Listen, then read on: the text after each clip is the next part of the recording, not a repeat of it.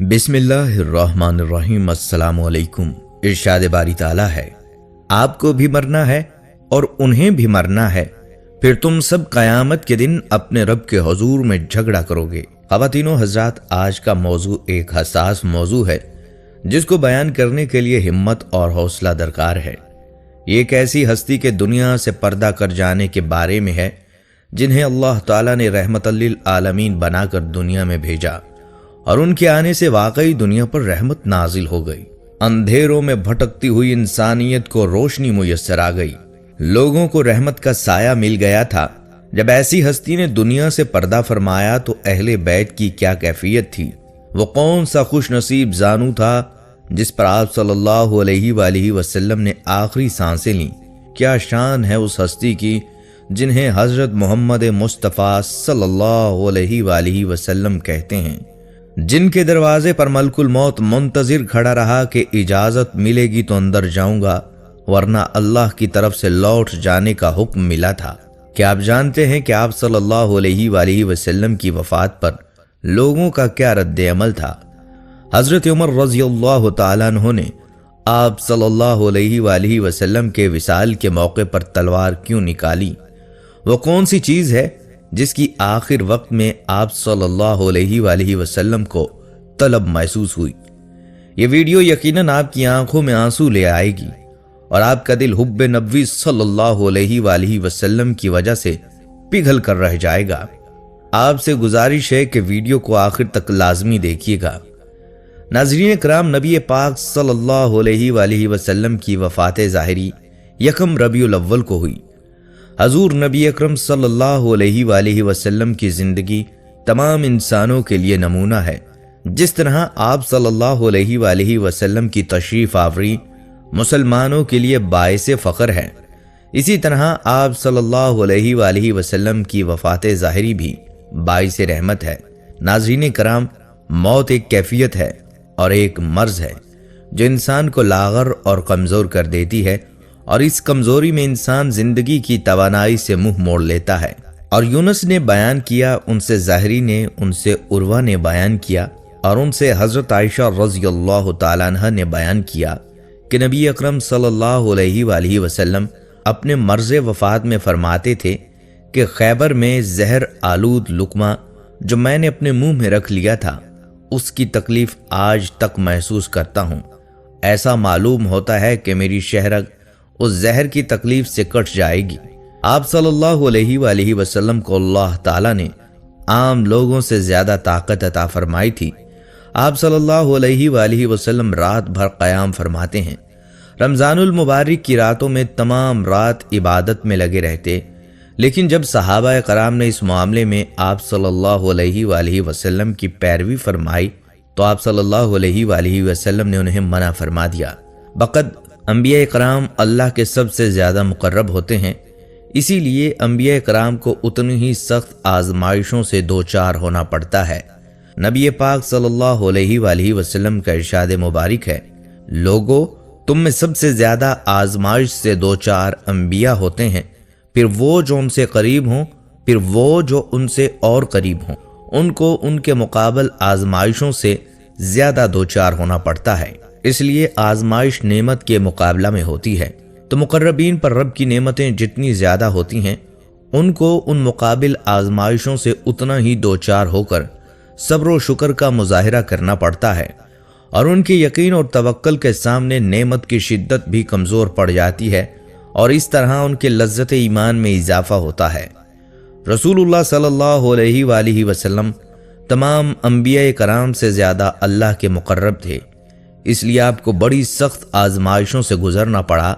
इनमें से एक आजमाइश की शक्ल ये थी कि आप सल्लल्लाहु अलैहि वसल्लम को आम इंसानों से ज़्यादा अमराज की शिद्दत बर्दाश्त करनी पड़ती थी, जैसा कि मुतअद्दिद रवायात से ये हकीकत आया होती है। हज़रत अब्दुल्लाह रज़ियल्लाहु ताला अन्हु फरमाते हैं, मैं रसूलुल्लाह सल्लल्लाहु अलैहि वसल्लम की खिदमत में हाजिर हुआ। उस वक्त आप सल्लल्लाहु अलैहि वसल्लम तेज बुखार में मुब्तला थे।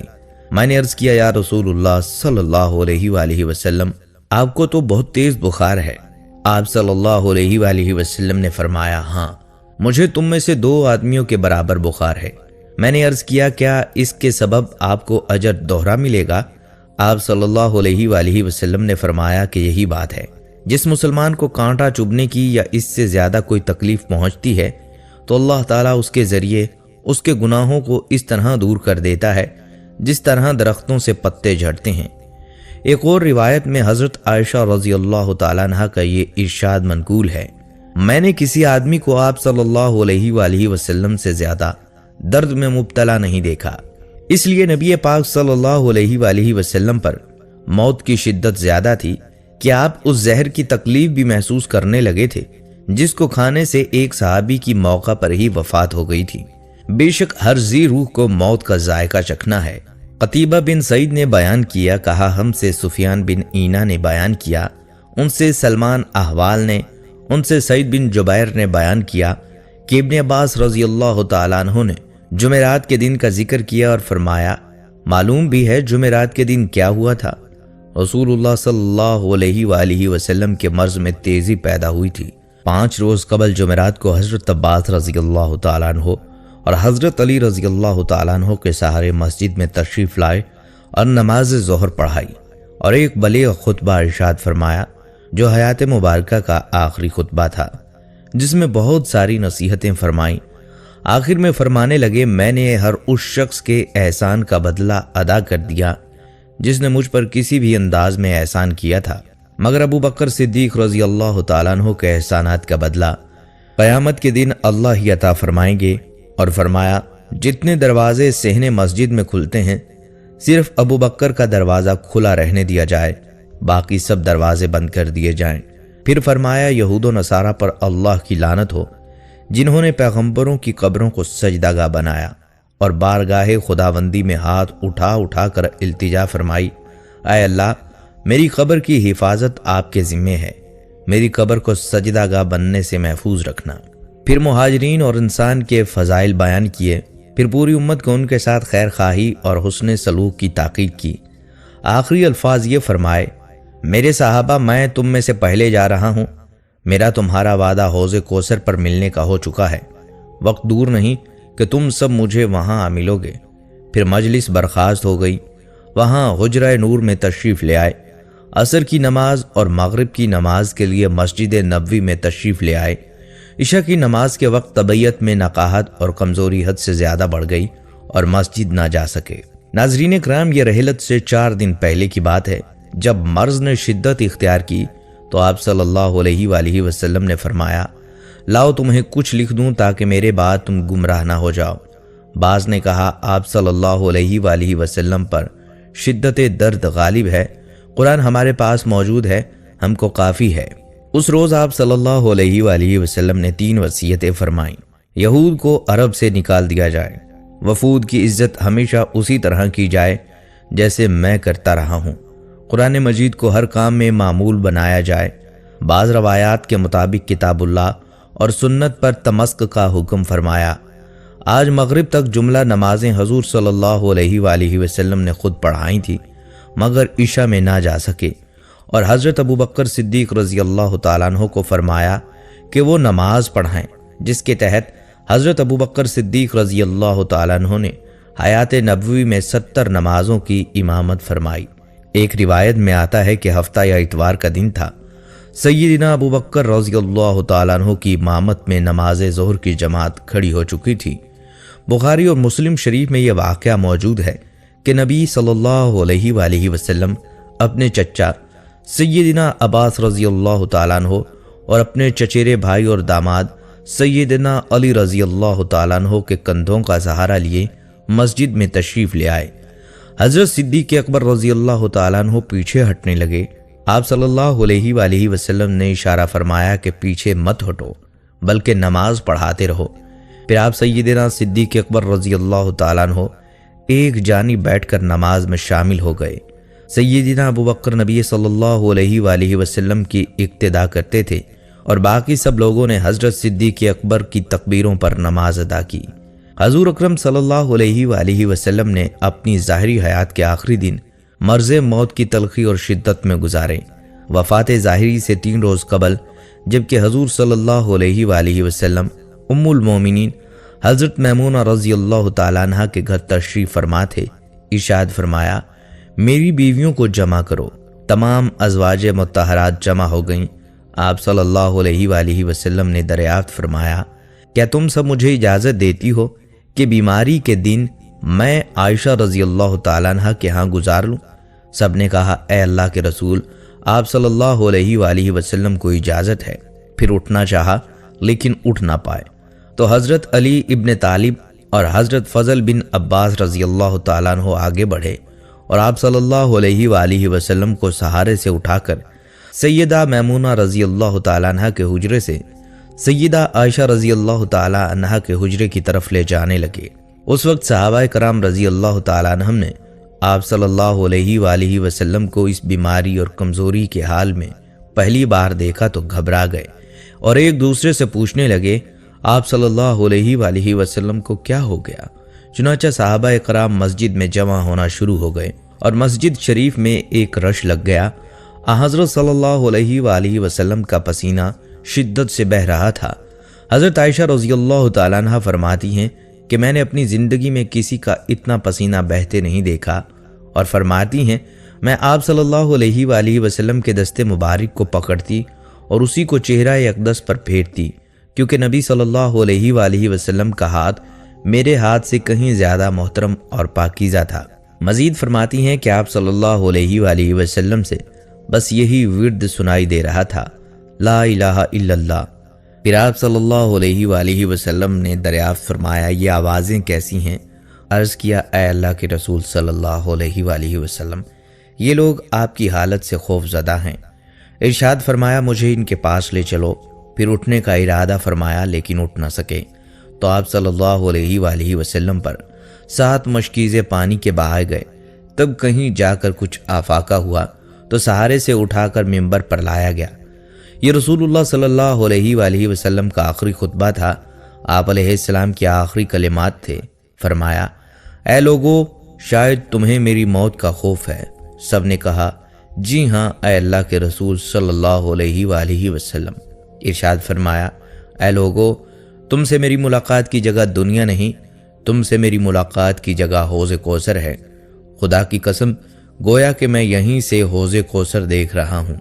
اے لوگو، مجھے تم پر تنگ دستی کا خوف نہیں، بلکہ مجھے تم پر دنیا کی فراوانی کا خوف ہے کہ تم اس معاملے میں ایک دوسرے سے مقابلے میں لگ جاؤ، جیسا کہ تم سے پہلے پچھلی امتوں والے لوگ لگ گئے تھے، اور یہ دنیا تمہیں ہلاک کر دے گی۔ اللہ ہم سب کا حامی و ناصر ہو، آمین۔ پھر مزید ارشاد فرمایا، اے لوگو، نماز کے معاملے میں اللہ سے ڈرو، اللہ سے ڈرو۔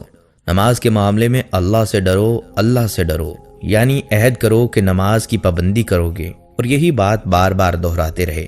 پھر فرمایا، اے لوگو، عورتوں کے معاملے میں اللہ سے ڈرو، عورتوں کے معاملے میں اللہ سے ڈرو، میں تمہیں عورتوں سے نیک سلوک کی وصیت کرتا ہوں۔ مزید فرمایا، اے لوگو، ایک بندے کو اللہ نے اختیار دیا کہ دنیا کو چن لے یا اسے چن لے جو اللہ کے پاس ہے، تو اس نے اسے پسند کیا جو اللہ کے پاس ہے۔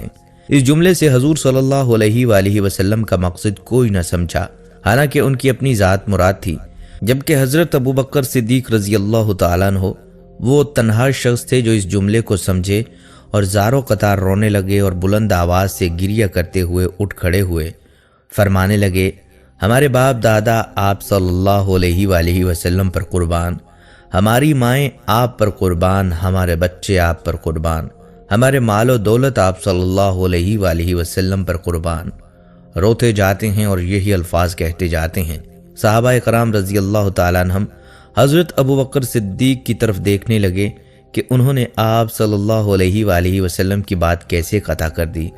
اس پر نبی اکرم صلی اللہ علیہ وآلہ وسلم نے حضرت ابوبکر صدیق رضی اللہ تعالیٰ عنہ کا دفاع ان الفاظ میں کیا، اے لوگو، ابوبکر کو چھوڑو کہ تم میں سے ایسا کوئی نہیں جس نے ہمارے ساتھ کوئی بھلائی کی ہو اور ہم نے اس کا بدلہ نہ دے دیا ہو، سوائے ابوبکر کے کہ اس کا بدلہ نہیں دے سکا، اس کا بدلہ میں نے اللہ پر چھوڑ دیا ہے۔ مسجد نبوی میں کھلنے والے تمام دروازے بند کر دیے جائیں سوائے ابوبکر کے دروازے کے جو کبھی بند نہ ہوگا۔ آپ صلی اللہ علیہ وآلہ وسلم نے فرمایا، یہ ابوبکر صدیق رضی اللہ تعالیٰ عنہ ہی ہیں جن کی دوستی اور رفاقت کا حق آپ ادا نہیں کر پائے۔ آخر میں آپ اپنی وفات سے قبل مسلمانوں کے لیے آخری دعا کے طور پر ارشاد فرماتے ہیں، اللہ تمہیں ٹھکانہ دے، تمہاری حفاظت کرے، تمہاری مدد کرے، تمہاری تائید کرے۔ اور آخری بات جو منبر سے اترنے سے پہلے امت کو مخاطب کر کے ارشاد فرمائی وہ یہ کہ اے لوگو، قیامت تک آنے والے میرے ایک امتی کو میرا سلام پہنچا دینا۔ پھر نبی صلی اللہ علیہ وآلہ وسلم کو دوبارہ سہارے سے اٹھا کر گھر لے جایا گیا۔ اسی اثناء میں حضرت عبد الرحمن بن ابی بکر رضی اللہ تعالیٰ عنہ خدمت اقدس میں حاضر ہوئے اور ان کے ہاتھ میں مسواک تھی۔ نبی اکرم صلی اللہ علیہ وآلہ وسلم مسواک کو دیکھنے لگے لیکن شدت مرض کی وجہ سے طلب نہ کر پائے۔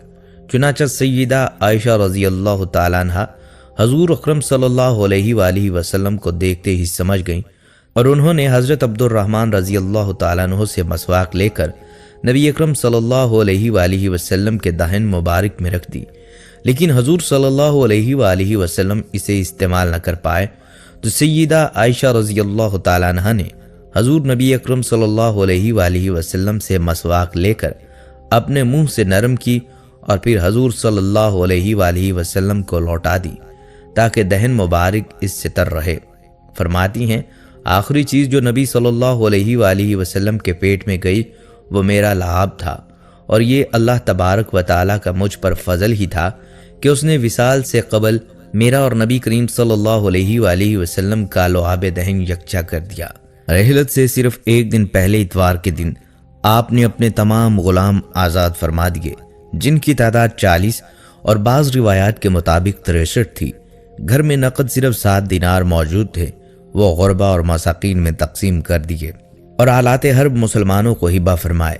سرور عالم صلی اللہ علیہ وآلہ وسلم کے گھر کی حالت یہ تھی کہ اس دن کی شام کو سیدہ عائشہ رضی اللہ تعالیٰ عنہ نے چراغ کے لیے تیل پڑوسن سے عاریتاً منگوایا، اور بخاری شریف میں مذکور ہے کہ خود نبی صلی اللہ علیہ وآلہ وسلم کی زیرہ وفات کے وقت بھی ایک یہودی کے پاس گروی پڑی تھی جس کے عوض گھر والوں کے لیے 30 ساعت جو لیے تھے۔ رات گزر گئی، 12 ربیع الاول بروز پیر نماز فجر کا وقت آیا۔ مسجد نبوی میں سیدنا صدیق اکبر رضی اللہ تعالیٰ عنہ کی امامت میں جماعت کھڑی ہو گئی۔ نبی صلی اللہ علیہ وآلہ وسلم نے وہ پردہ اٹھایا جو حضرت عائشہ صدیقہ رضی اللہ تعالیٰ عنہ کے حجرہ اور مسجد میں فاصل تھا۔ تھوڑی دیر کے لیے آپ صلی اللہ علیہ وآلہ وسلم اپنے صحابہ کے باجماعت نماز پڑھنے کا منظر ملاحظہ فرماتے رہے، جس سے رخ انور پر بشاشت اور ہونٹوں پر مسکراہٹ کھل گئی۔ سیدنا انس رضی اللہ تعالیٰ عنہ فرماتے ہیں اس وقت بھی جمال مصطفیٰ صلی اللہ علیہ وآلہ وسلم کا یہ عالم تھا کہ آپ کا چہرہ مبارک ورق قرآن معلوم ہوتا تھا۔ آپ صلی اللہ علیہ وآلہ وسلم کے چہرہ انور کو ورق قرآن قرار دینا کس قدر تعجب انگیز اور پاکیزہ و مقدس تشبیہ ہے۔ ورق قرآن پر تلائی کا کام ہوتا ہے۔ نبی صلی اللہ علیہ وآلہ وسلم کے رخ زیبا اور چہرہ تاتباں پر زردی مرض چھائی تھی۔ حضرت ابوبکر صدیق رضی اللہ تعالیٰ عنہ سمجھے کہ شاید آپ صلی اللہ علیہ وآلہ وسلم کا نماز میں آنے کا ارادہ ہے۔ وہ جائے نماز امام سے پیچھے سرکنے لگے تو نبی صلی اللہ علیہ وآلہ وسلم نے اپنے دستے مبارک سے اشارہ فرمایا کہ پیچھے مت ہٹو بلکہ نماز پڑھاتے رہو۔ یہی اشارہ تمام صحابہ کرام کی تسکین کا موجب بنا۔ پھر تھوڑی دیر کے بعد آپ صلی اللہ علیہ وآلہ وسلم نے پردہ گرا دیا اور یہ نماز بھی حضرت ابوبکر صدیق رضی اللہ تعالیٰ عنہ نے مکمل فرمائی۔ اس کے بعد رسول رحمت پر کسی دوسری نماز کا وقت نہیں آیا۔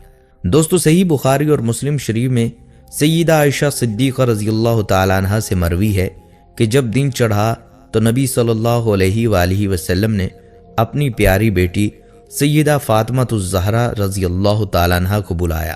پھر آپ صلی اللہ علیہ وآلہ وسلم کی بیٹی فاطمہ تشریف لائیں اور آتے ہی رو پڑیں کہ نبی کریم صلی اللہ علیہ وآلہ وسلم اٹھ نہ سکے، کیونکہ نبی صلی اللہ علیہ وآلہ وسلم کا معمول تھا کہ جب بھی فاطمہ رضی اللہ تعالیٰ عنہ تشریف لائیں آپ صلی اللہ علیہ وآلہ وسلم ان کے ماتھے پر بوسہ دیتے تھے۔ حضور صلی اللہ علیہ وآلہ وسلم نے فرمایا، اے فاطمہ قریب آ جاؤ۔ پھر حضور صلی اللہ علیہ وآلہ وسلم نے ان کے کان میں کوئی بات کہی تو حضرت فاطمہ رضی اللہ تعالیٰ عنہ اور زیادہ رونے لگیں۔ پھر اسی طرح روتا دیکھ کر آپ صلی اللہ علیہ وآلہ وسلم نے فرمایا اے فاطمہ قریب آؤ۔ دوبارہ ان کے کان میں کوئی بات ارشاد فرمائی تو وہ خوش ہونے لگیں۔ حضور اکرم صلی اللہ علیہ وآلہ وسلم کے بعد میں نے یعنی کہ حضرت عائشہ رضی اللہ تعالیٰ عنہ نے سیدنا فاطمہ رضی اللہ تعالیٰ عنہ سے پوچھا کہ وہ کیا بات تھی جس پر روئیں اور پھر خوشی کا اظہار کیا۔ سیدہ فاطمہ رضی اللہ تعالیٰ عنہ کہنے لگیں پہلی بار جب میں قریب ہوئی تو فرمایا فاطمہ آج رات میں اس دنیا سے کوچ کر جانے والا ہوں، جس پر میں رو دی۔ پھر جب انہوں نے مجھے بے تحاشا روتے دیکھا تو فرمانے لگیں فاطمہ میرے اہل خانہ میں سب سے پہلے تم مجھ سے آ کر ملو گی، جس پر میں بے حد خوش ہو گئی۔ سیدہ عائشہ رضی اللہ تعالیٰ عنہ فرماتی ہیں پھر آپ صلی اللہ علیہ وآلہ وسلم نے سب کو گھر سے باہر جانے کا حکم دے کر مجھے فرمایا عائشہ میرے قریب آ جاؤ۔ آپ صلی اللہ علیہ وآلہ وسلم نے اپنی زوجہ محترمہ کے سینے پر ٹیک لگائی اور ہاتھ آسمان کی طرف بلند کر کے فرمانے لگے مجھے وہ اعلیٰ اور عمدہ رفاقت پسند ہے، یعنی میں اللہ کے انبیاء، صدیقین، شہداء اور صالحین کی رفاقت کو اختیار کرتا ہوں۔ صدیقہ عائشہ رضی اللہ تعالیٰ عنہ فرماتی ہیں میں سمجھ گئی کہ انہوں نے آخرت کو چن لیا۔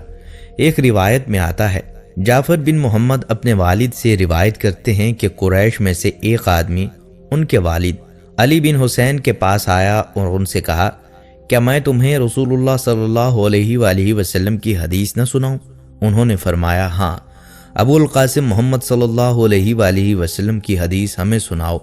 اس آدمی نے کہا جب رسول اللہ صلی اللہ علیہ وآلہ وسلم بیمار ہوئے تو جبرائیل ان کے پاس آئے اور انہوں نے کہا محمد صلی اللہ علیہ وآلہ وسلم اللہ نے آپ کی تکریم اور تعظیم کی خاطر مجھے آپ صلی اللہ علیہ وآلہ وسلم کی طرف بھیجا ہے۔ وہ آپ صلی اللہ علیہ وآلہ وسلم کے لیے خاص ہیں۔ وہ آپ سے اس چیز کے متعلق دریافت کرتا ہے جس کے متعلق وہ آپ صلی اللہ علیہ وآلہ وسلم سے بہتر جانتا ہے۔ وہ فرماتا ہے آپ اپنے آپ کو کیسا محسوس کرتے ہیں؟ آپ صلی اللہ علیہ وآلہ وسلم نے فرمایا جبرائیل میں اپنے آپ کو مغموم پاتا ہوں، اور جبرائیل میں اپنے آپ کو کرب میں محسوس کرتا ہوں۔ پھر وہ دوسرے روز آئے تو انہوں نے آپ سے یہی سوال کیا۔ رسول اللہ صلی اللہ علیہ وآلہ وسلم نے وہی جواب دیا جو آپ صلی اللہ علیہ وآلہ وسلم نے پہلے روز دیا تھا۔ پھر وہ تیسرے روز آپ صلی اللہ علیہ وآلہ وسلم کے پاس آئے تو انہوں نے آپ صلی اللہ علیہ وآلہ وسلم سے وہی کچھ کہا جو پہلے روز کہا تھا، اور آپ نے بھی انہیں وہی جواب دیا۔ اور آخری بار جبرائیل کے ساتھ اسماعیل نامی فرشتہ آیا جو 1,00,000 فرشتے کا سردار ہے، اور اس کا ہر ماتحت فرشتہ 1,00,000 فرشتے کا سردار ہے۔ اس نے آپ صلی اللہ علیہ وآلہ وسلم سے اجازت طلب کی۔ آپ صلی اللہ علیہ وآلہ وسلم نے جبرائیل علیہ السلام سے اس فرشتے کے متعلق دریافت کیا۔ جبرائیل علیہ السلام نے عرض کیا یہ موت کا فرشتہ ہے، وہ آپ کے پاس آنے کی اجازت طلب کر رہا ہے۔ اس نے آپ صلی اللہ علیہ وآلہ وسلم سے پہلے کسی آدمی سے اجازت طلب کی ہے، نہ آپ صلی اللہ علیہ وآلہ وسلم کے بعد کسی آدمی سے اجازت طلب کرے گا۔ آپ صلی اللہ علیہ وآلہ وسلم نے فرمایا اسے اجازت دے دیں۔ اسے اجازت دے دی گئی۔ اس نے سلام کیا، پھر کہا محمد صلی اللہ علیہ وآلہ وسلم اللہ نے مجھے آپ کی طرف بھیجا ہے، اگر آپ اپنی روح قبض کرنے کی مجھے اجازت دیں تو میں قبض کر لوں گا، اور اگر آپ صلی اللہ علیہ وآلہ وسلم نے اجازت نہ فرمائی تو میں اسے قبض نہیں کروں گا۔ آپ صلی اللہ علیہ وآلہ وسلم نے فرمایا موت کے فرشتے کیا تم ایسے کرو گے؟ اس نے کہا ہاں، کیونکہ مجھے یہی حکم دیا گیا ہے کہ میں آپ کی چاہت کا احترام کروں۔ راوی بیان کرتے ہیں نبی صلی اللہ علیہ وآلہ وسلم نے جبرائیل علیہ السلام کی طرف دیکھا تو جبرائیل علیہ السلام نے کہا محمد صلی اللہ علیہ وآلہ وسلم اللہ آپ کی ملاقات کا مشتاق ہے۔ تب نبی صلی اللہ علیہ وآلہ وسلم نے ملک الموت سے فرمایا تمہیں جو حکم دیا گیا ہے اس کی تعمیل کرو۔ اس نے آپ صلی اللہ علیہ وآلہ وسلم کی روح قبض کی۔ جب رسول اللہ صلی اللہ علیہ وآلہ وسلم نے وفات پائی اور تعزیت کرنے والے حاضر ہوئے تو انہوں نے گھر کے کونے سے آواز سنی اہل بیت تم پر سلامتی ہو، اللہ کی رحمت اور اس کی برکات ہوں۔ بے شک اللہ کی کتاب میں ہر مصیبت سے چھٹکارا اور تسلی ہے، ہر ہلاک ہونے والی چیز کا معاوضہ ہے، ہر نقصان کا تدارک ہے۔ اللہ کی توفیق کے ساتھ اللہ سے ڈرو، صرف اس سے امید وابستہ کرو۔ خسارے والا شخص وہ ہے جو ثواب سے محروم ہو گیا۔ ملک الموت آپ صلی اللہ علیہ وآلہ وسلم کے سرہانے کھڑے ہوئے، اے پاکیزہ روح، اے محمد بن عبداللہ کی روح، اے اللہ کی رضا و خوشنودی کی طرف روانہ ہو، راضی ہو جانے والے پروردگار کی طرف جو غضبناک نہیں۔ سیدنا عائشہ رضی اللہ تعالیٰ عنہ فرماتی ہیں، پھر نبی صلی اللہ علیہ وآلہ وسلم ہاتھ نیچے آن رہا اور سر مبارک میرے سینے پر بھاری ہونے لگا۔ میں سمجھ گئی کہ آپ صلی اللہ علیہ وآلہ وسلم کا وصال ہو گیا۔ مجھے اور تو کچھ سمجھ نہیں آیا، سو میں اپنے حجرے سے نکلی اور مسجد کی طرف کا دروازہ کھول کر کہا، رسول اللہ صلی اللہ علیہ وآلہ وسلم کا وصال ہو گیا۔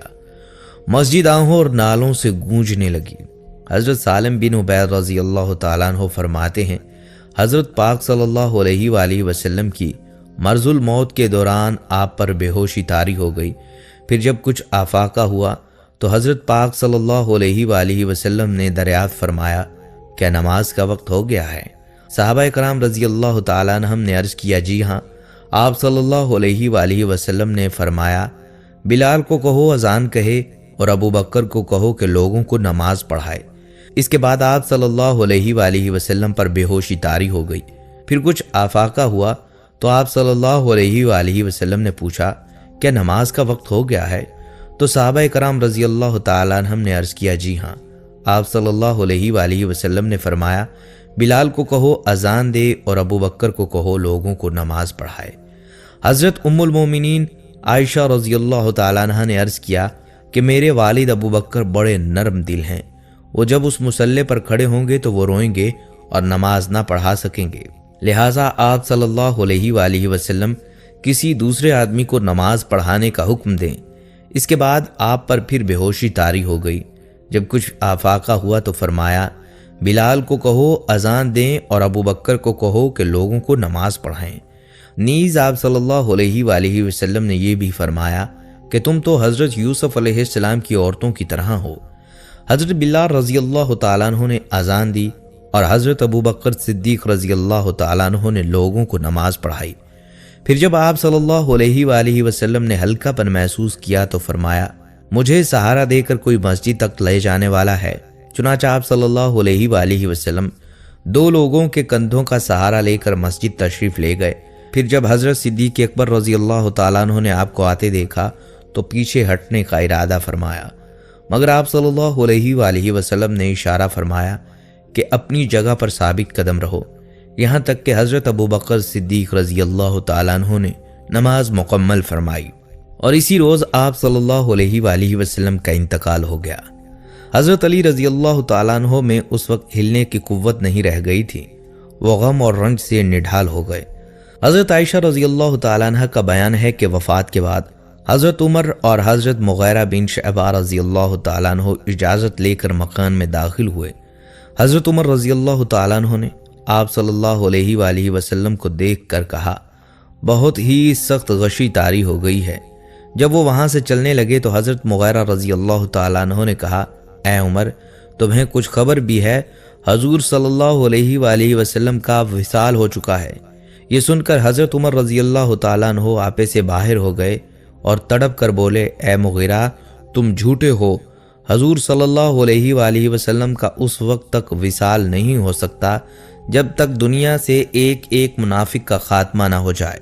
نبی اکرم صلی اللہ علیہ وآلہ وسلم کی خبر وفات کے بعد مسلمانوں کے جگر کٹ گئے، قدم لڑ کھڑا گئے، چہرے بجھ گئے، آنکھیں خون بہانے لگیں، ارض و سما سے خوف آنے لگا، سورج تاریک ہو گیا، آنسو بہہ رہے تھے اور تھم نہیں رہے تھے۔ کئی صحابہ حیران و پریشان اور سرگرداں ہو کر آبادیوں سے نکل گئے۔ کوئی جنگل کی طرف بھاگ گیا، جو بیٹھا تھا بیٹھا رہ گیا، جو کھڑا تھا اس کو بیٹھ جانے کا یارہ نہ ہوا۔ مسجد نبی قیامت سے پہلے قیامت کا نمونہ پیش کر رہی تھی۔ سیدہ فاطمہ رضی اللہ تعالیٰ عنہ غم سے نڈھال تھیں اور فرما رہی تھی، پیارے باپ نے دعوت حق کو قبول کیا اور فردوس بری میں نزول فرمایا۔ آہ، وہ کون ہے جو جبرائیل علیہ السلام کو اس حادثہ غم کی اطلاع کر دے؟ الہی، فاطمہ کی روح کو محمد کی روح کے پاس پہنچا دے۔ الہی، مجھے دیدار رسول صلی اللہ علیہ وآلہ وسلم کی مسرت عطا فرما دیجیے۔ सैयदा आयशा रजी अल्लाह ताला अन्हा के दिलो जान पर गम की घटाएं छा गईं और जुबान इखलाक पैगंबरी की तर्जुमानी कर रही थी। वो साहिब खल्क के अजीम जो हमेशा आठों पहर नफ्स से जंग आजमा रहा, वो अल्लाह का पैगंबर सीधे आयशा रजी अल्लाह ताला अन्हा के हुजरे में चले गए। यहाँ पर रहमतुल लिल आलमीन हजरत मोहम्मद सल्लल्लाहु अलैहि वसल्लम की मैयत पाक पड़ी थी। सिद्दीक़ अकबर रजी अल्लाह ताला अन्हु ने चेहरा अक़दस से कपड़ा उठाकर पेशानी मुबारक पर बोसा दिया और फिर चादर ढक दी और रोकर कहा, नबी अकरम सल्लल्लाहु अलैहि वसल्लम पर मेरे माँ बाप कुर्बान। आप सल्लल्लाहु अलैहि वसल्लम की ज़िंदगी भी पाक थी और मौत भी पाक है। वल्लाह अब आप पर दो मौतें वारिद नहीं होगी। अल्लाह ने जो मौत लिख रखी थी आपने उसका जायका चख लिया और इसके बाद मौत अबद तक आप सल्लल्लाहु अलैहि वसल्लम का दामन ना छू सकेगी। जब सिद्दीक़ अकबर रज़ी अल्लाह ताला अन्हु मस्जिद नबवी में तशरीफ़ लाए, उमर फारूक रज़ी अल्लाह ताला अन्हु बेबसी से नढाल खड़े थे और बड़े दर्द और जोश से ऐलान कर रहे थे कि लोग कह रहे हैं मोहम्मद इंतकाल फरमा गए। वल्लाह आपने वफ़ात नहीं पाई। आप अल्लाह की बारगाह में मूसा की तरह तलब किए गए हैं जो 40 रोज़ गायब रहकर वापिस आ गए थे। उसी वक्त मूसा की निस्बत भी यही कहा जाता रहा कि आप वफ़ात पा गए हैं। खुदा की कसम मोहम्मद दुनिया में वापस तशरीफ़ ले आएंगे और उन लोगों के हाथ पांव काट देंगे जो उन पर वफ़ात का इल्ज़ाम लगा रहे हैं। जब हज़रत उमर फारूक रज़ी अल्लाह ताला अन्हु अपनी वारफ्तगी में बहस चले गए, सिद्दीक़ अकबर रज़ी अल्लाह ताला अन्हु ने हज़रत उमर फारूक रज़ी अल्लाह ताला अन्हु का कलाम सुना तो फरमाया, उमर संभलो और खामोश हो जाओ। हज़रत अबू बकर सिद्दीक़ रज़ी अल्लाह ताला अन्हु लोगों से बयान करने लगे, ऐ लोगो, तुम में से जो शख्स मोहम्मद को पूजता था वो समझ ले कि आप सल्लल्लाहु अलैहि वसल्लम वफ़ात पा गए हैं, और जो शख्स खुदा का परस्तार है वो जान ले कि अल्लाह जिंदा है, वो कभी नहीं मरेगा। और ये हकीकत खुद कुरान पाक ने वाज़ेह बयान कर दी है। नहीं है मोहम्मद मगर एक रसूल, उनसे पहले रसूल गुजर चुके हैं, क्या अगर वो मर जाएं या शहीद हो जाएं तो तुम दीन से बरगुश्ता हो जाओगे? जो शख्स बरगुश्ता हो जाए वो अल्लाह ताला को कुछ नुकसान नहीं पहुंचा सकेगा और अल्लाह अनकरीब शुक्रगुजारों को जजा देगा। इस आयत को सुनकर तमाम मुसलमान चौंक पड़े। हज़रत अब्दुल्ला रज़ी अल्लाह ताला अन्हु फरमाते हैं, खुदा की कसम हम लोगों को ऐसा मालूम हुआ कि ये आयत इससे पहले नाजिल ही नहीं हुई थी। हज़रत उमर रज़ी अल्लाह ताला अन्हु फरमाते हैं, हज़रत अबू बकर सिद्दीक़ रज़ी अल्लाह ताला अन्हु से ये आयत सुनकर मेरे पाँव टूट गए और खड़े रहने की कुव्वत बाकी न रही। मैं ज़मीन पर गिर पड़ा और मुझे यकीन हो गया कि वाकई मोहम्मद सल्लल्लाहु अलैहि वसल्लम रहलत फरमा गए हैं। हज़रत उमर रज़ी अल्लाह ताला अन्हु का बयान है, मैंने जब हज़रत अबू बकर सिद्दीक़ रज़ी अल्लाह ताला अन्हु की ज़ुबान से सूरह आले इमरान की ये आयत सुनी तो मुझे मालूम हो गया कि वाकई नबी सल्लल्लाहु अलैहि वसल्लम का विसाल हो गया।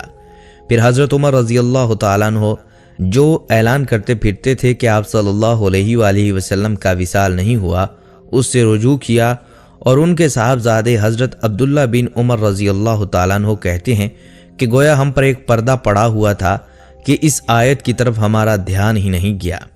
हज़रत अबू बकर सिद्दीक़ रज़ी अल्लाह ताला अन्हु के खुतबा ने इससे पर्दा उठा दिया। फिर लोगों ने पूछा कि क्या हज़रत मोहम्मद सल्लल्लाहु अलैहि वसल्लम वफ़ात पा गए हैं? उन्होंने जवाब दिया, हाँ। लोग समझ गए और उनको यकीन हो गया। फिर लोगों ने पूछा, अल्लाह के रसूल सल्लल्लाहु अलैहि वसल्लम के साथी, क्या हम हज़रत मोहम्मद सल्लल्लाहु अलैहि वसल्लम का जनाजा भी पढ़ेंगे? तो उन्होंने जवाब दिया, हाँ। लोगों ने पूछा, जनाजा किस तरह पढ़ेंगे? आपने जवाब दिया, एक जमात हुजरा के अंदर जाए, वो तकबीर कहे और दुआ करे और आप सल्लल्लाहु अलैहि वसल्लम पर दरूद पढ़कर बाहर आ जाए। फिर दूसरी जमात हुजरा मुबारक में दाखिल हो, तकबीर कहे, दरूद पढ़े और दुआ करके बाहर आ जाए। इसी तरह सब लोग नमाज जनाजा पढ़ें। फिर लोगों ने पूछा, ऐ हज़रत मोहम्मद सल्लल्लाहु अलैहि वसल्लम के साथी, क्या हजूर सल्लल्लाहु अलैहि वसल्लम को दफन भी किया जाएगा? आपने जवाब दिया, हाँ। लोगों ने पूछा, किस जगह दफन किया जाएगा? हज़रत अबू बकर सिद्दीक़ रज़ी अल्लाह ताला अन्हु ने जवाब दिया, आप सल्लल्लाहु अलैहि वसल्लम को उसी जगह दफन किया जाएगा जिस जगह आप सल्लल्लाहु अलैहि वसल्लम फौत हुए, इसलिए कि हज़रत मोहम्मद सल्लल्लाहु अलैहि वसल्लम की रूह मुबारक अल्लाह ताला ने उसी जगह पर कब्ज़ फरमाई है जो जगह अल्लाह को पसंद है। صحابہ کرام کو ہر بات پر یقین ہو گیا کہ حضرت ابوبکر صدیق رضی اللہ تعالیٰ عنہ نے تمام امور میں ٹھیک رہنمائی فرمائی ہے۔ پھر حضرت ابوبکر صدیق رضی اللہ تعالیٰ عنہ نے آپ صلی اللہ علیہ وآلہ وسلم کے قریبی رشتہ داروں کو حکم دیا کہ آپ صلی اللہ علیہ وآلہ وسلم کی تجہیز و تکفین کریں۔ مہاجرین آپس میں خلیفہ کے بارے میں مشورہ کر رہے تھے تو انہوں نے مہاجرین سے کہا اپنے انصاری بھائیوں کے پاس چلیں اور انہیں بھی اس معاملے میں اپنے ساتھ شریک کریں۔ چنانچہ جب مشورہ ہوا تو انصار نے کہا کہ ایک امیر ہم میں سے ہونا چاہیے اور ایک امیر تم میں سے ہونا چاہیے۔ حضرت عمر رضی اللہ تعالیٰ عنہ نے اس کے جواب میں ارشاد فرمایا وہ کون شخص ہے جس میں یہ 3 فضیلتیں جمع ہیں؟ نمبر 1، غار میں آپ صلی اللہ علیہ وآلہ وسلم کا ساتھی کون تھا؟ نمبر 2، جن کو اللہ تعالیٰ نے آپ صلی اللہ علیہ وآلہ وسلم کا ساتھی اور رفیق فرمایا۔ نمبر 3، جس کو آپ صلی اللہ علیہ وآلہ وسلم نے فرمایا غم نہ کرو اللہ ہمارے ساتھ ہے، یعنی اس کو اللہ تعالیٰ کی معیت حاصل ہے۔ اے لوگوں بتاؤ وہ دونوں کون تھے جن دونوں کے بارے میں یہ آیتیں اتریں؟ اس کے بعد حضرت عمر رضی اللہ تعالیٰ عنہ نے ہاتھ بڑھایا اور حضرت ابوبکر صدیق رضی اللہ تعالیٰ عنہ کے ہاتھ پر بیعت کی۔ پھر دوسرے لوگوں نے بھی حضرت ابوبکر صدیق رضی اللہ تعالیٰ عنہ کے ہاتھ پر اپنی رضامندی اور رغبت کے ساتھ بیعت کر لی۔ حضرت محمد صلی اللہ علیہ وآلہ وسلم کی وفات حضرات صحابہ اکرام رضی اللہ تعالیٰ عنہم کے لیے بہت بڑا سانحہ تھا۔ انہیں سمجھ میں نہیں آ رہا تھا کیا کریں۔ حضرت عثمان رضی اللہ تعالیٰ عنہ پر ایسی دہشت طاری ہوئی کہ وہ زبان سے کچھ بول ہی نہ سکے۔ ایسے موقع پر جس طرح حضرت ابوبکر صدیق رضی اللہ تعالیٰ عنہ نے صحابہ اکرام رضی اللہ تعالیٰ عنہم کو سنبھالا، یہ ان کا کمال اور خصوصیت ہے۔ اور کیوں نہ ہو، آخر حضرت محمد صلی اللہ علیہ وآلہ وسلم کے صحیح جانشین اور ہمراہ ساتھی تھے۔ دوستو تصور کریں کہ صحابہ اکرام اور اہل بیت رضی اللہ تعالیٰ عنہم کو کتنا بڑا صدمہ پہنچا اور اہل مدینہ کا کیا حال ہوا۔ حضرت عثمان رضی اللہ تعالیٰ عنہ دیوانہ وار پھرتے تھے۔ حضرت علی رضی اللہ تعالیٰ عنہ جہاں بیٹھے تھے وہیں بیٹھے رہ گئے۔ حضرت عمر رضی اللہ تعالیٰ عنہ تلوار سونتے مدینہ کی گلیوں میں لوگوں کو للکارتے پھرتے۔ غرض کسی کو کچھ سمجھ نہ آتا وہ کیا کریں اور کیا نہ کریں۔ آپ صلی اللہ علیہ وآلہ وسلم کے غم میں صحابہ نڈھال ہوئے پھرتے تھے، اور ان سب حالات میں حضرت بلال رضی اللہ تعالیٰ عنہ کی حالت زیادہ قابل رحم تھی۔ وہ جو عاشق رسول مشہور تھے، جو آپ کو دیکھ دیکھ کر جیتے تھے اور روتے رہتے، آپ کی آنکھیں آنسوؤں سے تر رہتی۔ لوگوں نے دیکھا اور سنا کہ لوگ کہتے تھے حضور صلی اللہ علیہ وآلہ وسلم کے وصال کے بعد بلال رضی اللہ تعالیٰ عنہ مدینے کی گلیوں میں یہ کہتے پھرتے کہ لوگوں تم نے کہیں رسول اللہ صلی اللہ علیہ وآلہ وسلم کو دیکھا ہے تو مجھے بھی دکھا دو۔ پھر کہنے لگے اب مدینے میں میرا رہنا دشوار ہے، اور شام کے شہر حلب میں چلے گئے۔ تقریباً 6 ماہ بعد رسول اللہ صلی اللہ علیہ وآلہ وسلم کی خواب میں زیارت نصیب ہوئی۔